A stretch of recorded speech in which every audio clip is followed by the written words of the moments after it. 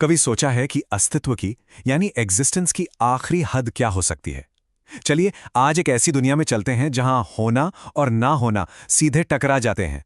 ये कहानी है द इथीरियल वीव की। तो सवाल ये है, जब होना ना होने से टकराएगा तो जीतेगा कौन? और ये कोई छोटा मोटा सवाल नहीं है। पूरी कहानी इसी एक धुरी पर घूमती है। एक तरफ सब कुछ जिसका वजूद है, और दूसरी तरफ शून्य, बिल्कुल खाली, द एब्सोल्यूट वॉइड। इनकी टक्कर का नतीजा शायद हम सोच भी नहीं सकते। तो ये इथीरियल वीव आखिर है क्या चीज? इसको ऐसे समझिए, एक 6 डायमेंशनल यूनिवर्स। लेकिन ये मिट्टी, पत्थर, सितारों से नहीं बना।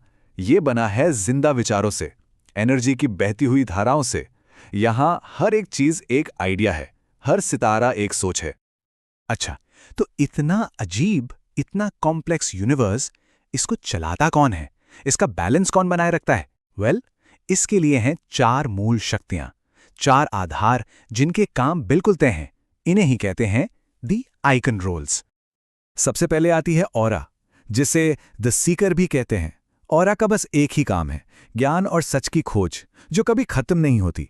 उसकी जो शक्ति है, इल्यूमिनेशन, वो वीव के हर अंधेरे कोने में रोशनी भर देती है, हर राज को बेपर्दा कर देती है। एक तरह से वो इस यूनिवर्स की कॉन्शियसनेस है। इसके बाद है निक्स, द ऑब्जर्वर। देखिए, निक्स का काम ना लड़ना है ना कुछ खोजना। उसका काम है बस देखना। वो इस ब्रह्मांड के बैलेंस और डेस्टिनी की, नियति की गवाह है।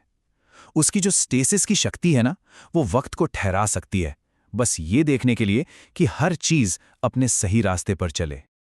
और फिर आता है काइरोस, द कैटलिस्ट, जो इन सब से बिल्कुल अलग है। इसका काम है स्टेबिलिटी नहीं, बल्कि बदलाव लाना।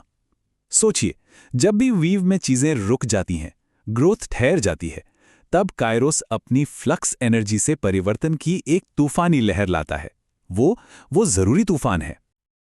और आखिर में तेसा, द वीवर।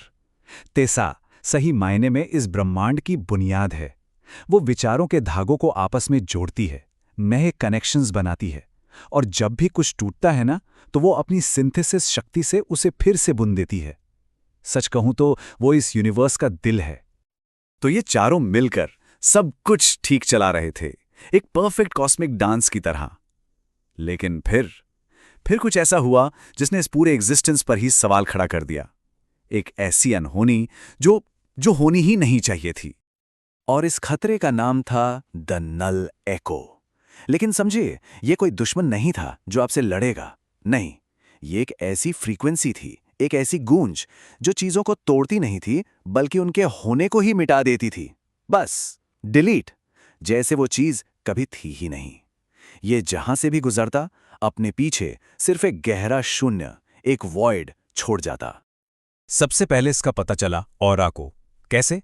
उसने अपनी इल्यूमिनेशन, अपनी रोशनी वीव के एक हिस्से पर डाली, पर वो रोशनी लौटकर ही नहीं आई, वो बस गायब हो गई। उसने एक अजीब सी ठंडक महसूस की। एक ऐसी जगह जहां ज्ञान होना चाहिए था, वहां अब सिर्फ कुछ नहीं था। ऑरा ने फौरन निक्स को बताया। और निक्स, जो हमेशा शांत रहती है, जो सब कुछ देखती है, उसने जब इस वॉइड को देखा तो वो भी विचलित हो गई। उसने साफ कहा, ये नियति का हिस्सा नहीं है, ये कुदरत के नियम के खिलाफ है। ये वक्त के तीनों धागों को, पास्ट, प्रेजेंट और फ्यूचर, एक साथ मिटा रहा है। अब इस अनजाने खतरे को देखकर एक शक्ति ने वही किया जो उसकी फितरत थी, एक्शन लेना। लेकिन ये कोशिश, ये एक भयानक गलती साबित हुई। एक ऐसी गलती जिसने हालत को और भी बिगाड़ दिया। ये था काइरोस। हमेशा की तरह वो आगे आया। उसका लॉजिक बिल्कुल सीधा था। अगर कोई चीज है, एग्जिस्ट करती है, तो उसे बदलाव की ताकत से तोड़ा जा सकता है। तो उसने फैसला किया कि वो नल एको का सामना करेगा और अपनी पूरी फ्लक्स एनर्जी से उसे ओवरलोड कर देगा। लेकिन जो हुआ, उसकी उम्मीद किसी को नहीं थी। काइरोस की आग जैसी एनर्जी वो नल एको से टकराकर नष्ट नहीं हुई। नहीं, वो अचानक से ना होने में बदल गई। एक पल में एनर्जी थी, अगले ही पल में कुछ भी नहीं। और सबसे बुरा यह हुआ कि इस प्रोसेस में काइरोस का खुद का अस्तित्व भी आधा मिट गया। ये देखकर ऑरा चीख पड़ी। अब उसे सब साफ हो गया था। ये कोई लड़ाई है ही नहीं, ये तो एंटी क्रिएशन है। मतलब कायरोस का हमला उस वॉइड के लिए फ्यूल बन गया, उस शून्य को एनर्जी मिल गई और अब वो और भी तेजी से फैल रहा था। तो जब तोड़फोड़ की, नष्ट करने की हर कोशिश फेल हो गई, तब आखिरी आइकॉन, आखिरी स्तंभ आगे आया और उसने एक बिल्कुल अलग रास्ता चुना। तोड़ने का नहीं, जोड़ने का। विनाश से नहीं, रचना से जवाब देने का। तैसा द वीवर ने सबको रोका। उसकी आवाज में घबराहट नहीं, बल्कि एक अजीब सा ठहराव था। उसने समझाया, रुक जाइए, हम इसे गलत तरीके से देख रहे हैं। ये शून्य है, एक खाली जगह, और एक खाली जगह को एनर्जी से भरा नहीं जा सकता। हम जितनी एनर्जी इस पर फेंकेंगे, ये उतना ही बड़ा होता जाएगा।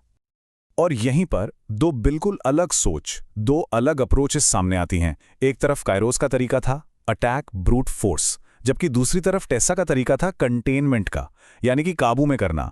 उस शून्य को मिटाना नहीं, बल्कि अस्तित्व के अंदर ही उसे एक नई डेफिनेशन दे देना। तो टेसा ने किया क्या? बहुत ही खूबसूरत चीज। उसने नल एको पर अटैक करने के बजाय उसके चारों तरफ बुनना शुरू कर दिया। एक 3 परतों वाला 3 लेयर्ड कंटेनमेंट बनाया। पहली परत ऑरा के ज्ञान के धागों से, ताकि उस शून्य की सीमा बन जाए। दूसरी परत निक्स के बैलेंस के धागों से, ताकि वो स्थिर हो जाए, हिले नहीं। और तीसरी परत कायरोस के ही बदलाव के धागों से, ताकि वो खुद बदल ना सके। तो टेसा के इस कमाल के काम का रिजल्ट क्या निकला? ब्रह्मांड तो बच गया, लेकिन अब वो पहले जैसा कभी नहीं हो सकता था। एक नया और शायद एक खतरनाक बैलेंस बन चुका था। देखिए, नल एको का फैलना तो रुक गया, पर वो खत्म नहीं हुआ, वो नष्ट नहीं हुआ। टेसा ने उसे एक किस्म के अनंत पिंजरे में कैद कर दिया था।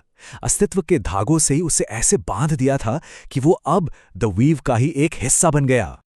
जैसा कि ऑरा ने बाद में रियलाइज किया, नल एको को खत्म नहीं किया गया था, उसे बस काबू ने कर लिया गया था। और इसका सीधा सा मतलब यह था कि ना होने का वो टुकड़ा अब हमेशा के लिए इस यूनिवर्स का हिस्सा बनकर रहेगा।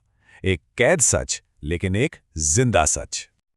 और यही सवाल हमें इस कहानी के एक नए मोड़ पर लाकर खड़ा कर देता है। एक ऐसा यूनिवर्स जिसके दिल में अब ना होने का एक टुकड़ा कैद है, उस नए बैलेंस का अंजाम क्या होगा? क्या ये कैद हमेशा कायम रह पाएगी? यही आगे की कहानी है।